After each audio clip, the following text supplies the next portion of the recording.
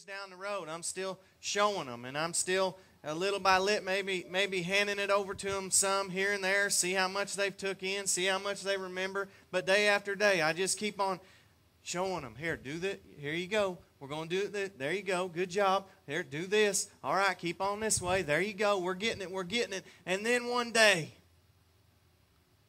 that colt goes, aha! I got it.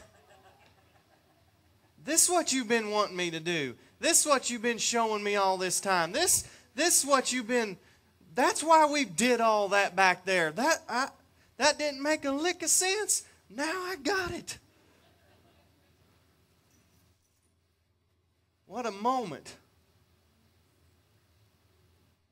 Seen them commercials on TV, you know, you seen them lately? Aha moment. To me, my aha moment is like when something I've been trying to get in here and I've been putting it in and I maybe even got it up here. And I even act like I got it. Try to convince myself I got it. And I keep on putting it in here. It says faith comes by hearing. To prove that, if you hear something long enough,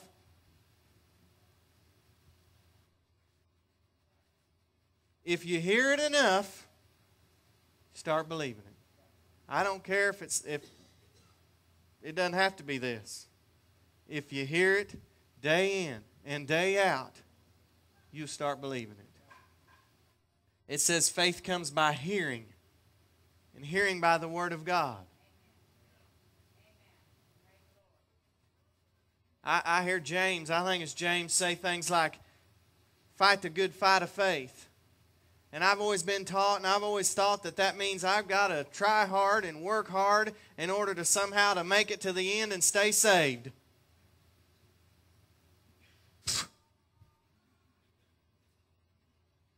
Fight the good fight of faith. It means faith don't come easy. You can't just hear it one time and put it in here and it automatically goes from here to here. It means keep putting it in.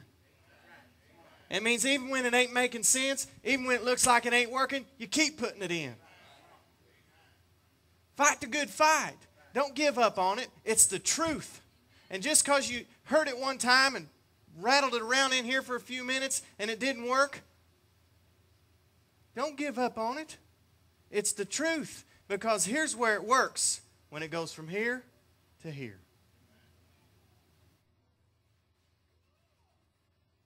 Here's what he says in Matthew 17. You see, all this knowledge, all this truth, all this stuff won't work without faith. And so if we ain't got all this,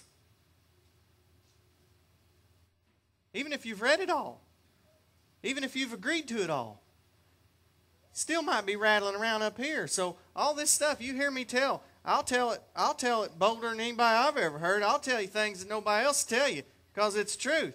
Hey, I want the truth, the whole truth, and nothing but the truth. It ain't what we think it says, it's what it says. What you think it says don't mean squat. What it says is what it says.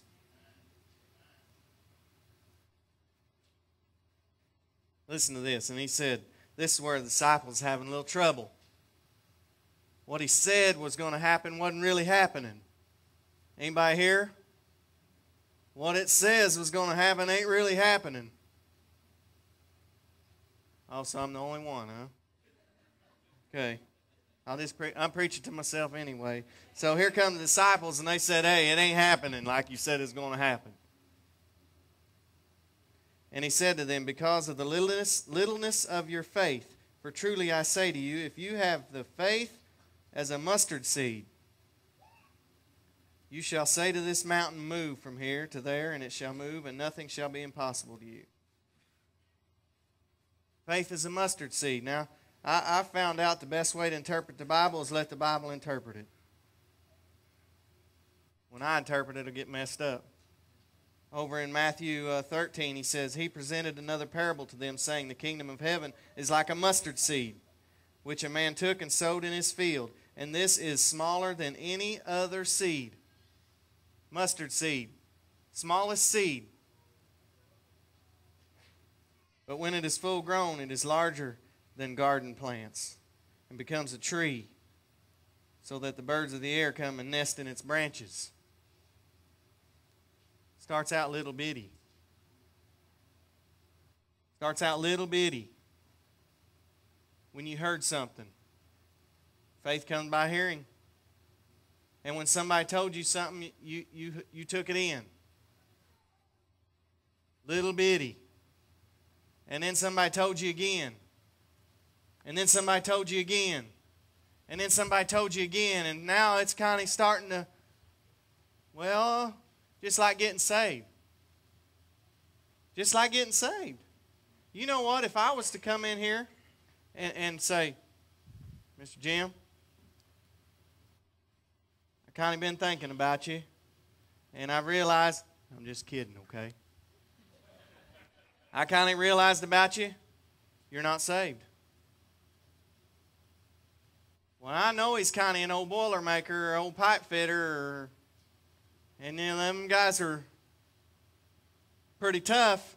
So if I come and told him that, well, something's going to well up in him, and he's going to say, now, hey, he's not going to tolerate that. He's not going to take that. He's going to say, that's a lie. Hey, he's liable to whack me.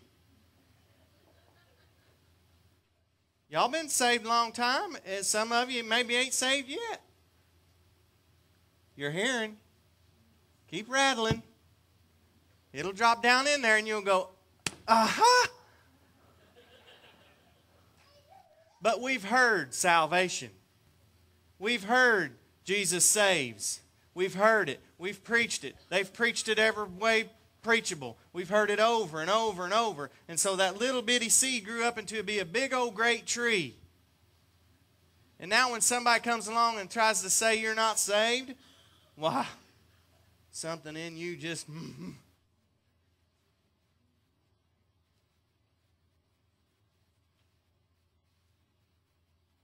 Jesus come showing them, the disciples, just like that colt. Show them how to do this. Show them how to do that. And every time he come to him and say, oh, you of little faith.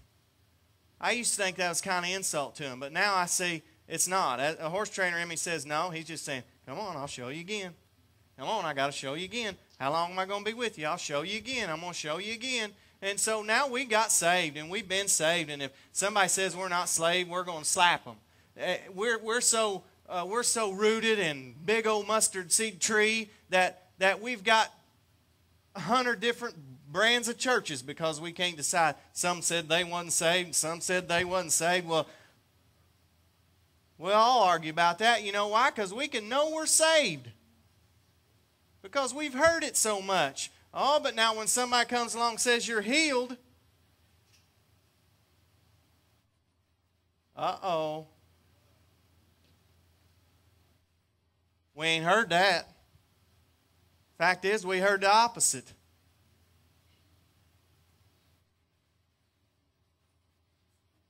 Uh-oh.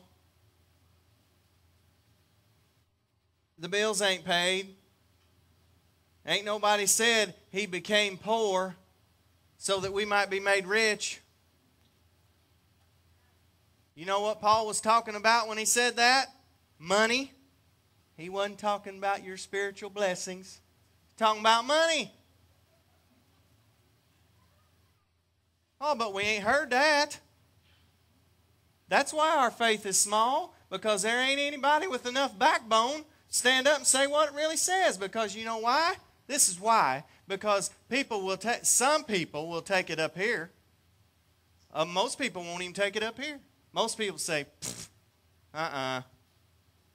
Hey, now don't think I'm so naive that I don't hear what everybody says about Cowboy Church. I learned from Jesus and I learned from Paul. If you ain't got them scratching their heads a little bit, you ain't preaching the gospel.